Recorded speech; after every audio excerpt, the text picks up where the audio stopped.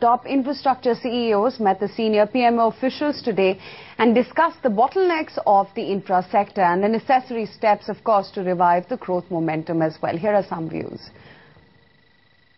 Infrastructure requires boost, and government is aware of that. Power, roads, telecom, in all the sectors we need significant investment if we want to ensure about 8-9% growth. So all those points, and then what we have today talked about the immediate issues, and in a sense what is really coming in the way of development of infrastructure. There are some irritants which need to be cleared, and there are some ideas which we have given. So they will consider them.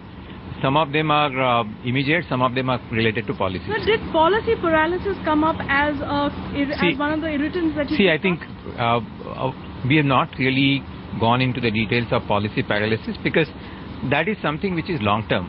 Here we were talking about short term issues which can be resolved, and there are some thoughts on both regulatory framework as well as on the financing. So we have given some ideas to them on how do we create more money available, funding available for infrastructure projects. The economic slowdown in the country of the growth of GDP has seriously affected the infrastructure sector, because the slowdown has caused a slowdown in investments in infrastructure as well as of the progress of projects in infrastructure due to huge monies being locked up and not being paid. There are many such issues, and we had a very fruitful dialogue of bringing to their notice the pain that is being felt by the industry, some suggestions for some short-term reliefs, as well as look at the long-term so that the situation can change. And I think they have been listened to very well, and we're looking forward to finding ways out of the situation. These are not something that can happen in overnight.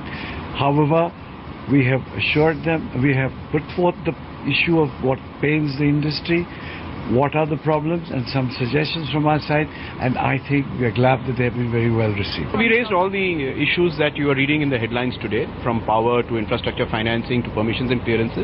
So we placed these before the government. I think that we've got a very fair hearing. I think we discussed ideas, and over the next few days I hope you'll be able to get something, because I can't speak on behalf of the government. But all the issues which have been put forward by the private sector have been well received as suggestions by the government.